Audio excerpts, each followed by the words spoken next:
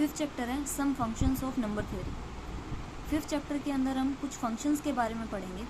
जैसे पहले हमने फोर्थ चैप्टर में यूलर फंक्शन के बारे में पढ़ा था, वैसे ही इस चैप्टर के अंदर हम पढ़ेंगे ग्रेटेस्ट इंटीजर फंक्शन के बारे में, divisor function, sigma function, Mobius function.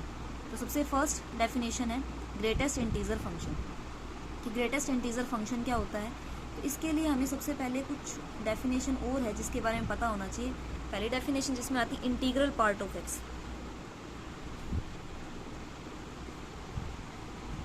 इससे क्या मीनिंग है, मान लेते हैं कि एक्स कोई आपके पास में रियल नंबर है और इसे अगर हम इस ब्रैकेट में क्लोज कर देते हैं तो इसका मीनिंग है इंटीग्रल पार्ट ऑफ एक्स। इसका मीनिंग क्या है, वो लार्जेस्ट इंटीजर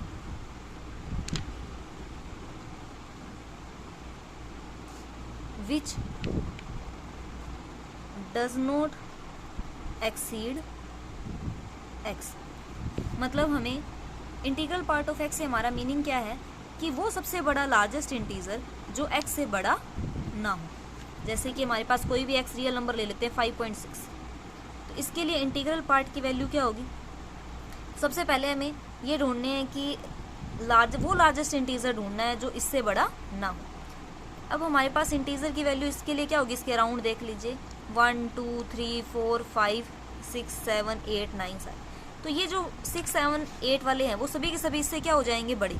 पर हमें तो क्या चाहिए, एक ऐसी वैल्यू चाहिए जो इससे बड़ी ना हो। इससे बड़ी ना हो तो मतलब ये आगे वाली वैल्यूज तो कट हो जाएंगी। अब पीछे वाली में क्या होगा, ये सारी की सारी वैल्यूज इस 5.6 से क्या रहेंगी, छोटी रहेंगी। अब इनमें जो सबसे बड़ा इंटीजर आएगा वो क्या है, 5। तो इसका आंसर हो गया 5। मीन एक तरह सिंपल लैंग्वेज में हम कह सकते हैं कि 5.6 या एक्स का जो इंटीग्रल पार्ट है वो एक ऐसा इंटीजर होगा जो इस एक्स की वैल्यू से बड़ा नहीं होना चाहिए। ठीक है, और इसके या तो वो इक्वल हो सकता है या इससे जस्ट छोटा होगा इंटीजर। जैसे 7.4 है, इसके लिए जो ग्रेटेस्ट इंटीजर या की वैल्यू क्या होगी। अब 8 9 10 11 12 ये जो इंटीजर्स हैं ये हम ले नहीं सकते इसकी वैल्यू, क्यों, क्योंकि ये तो क्या हो जाएंगे, इससे ग्रेटर हो जाएंगे। तो या तो हमें इसके इक्वल कोई इंटीजर ढूंढना या इससे जस्ट छोटा। तो इसके इक्वल तो कोई इंटीजर होगा नहीं क्योंकि 7.4 एक इंटीजर नहीं है। तो इससे जस्ट छोटा इंटीजर क्या है हमारे पास, 7। तो हमें कोई भी रियल नंबर अगर गिवन है तो उसका इंटीग्रल पार्ट हमसे पूछ लिया जाए तो हमें एक ऐसा इंटीजर ढूंढना होता है, ऐसे सबसे बड़ा इंटीजर जो एक्स से बड़ा ना हो।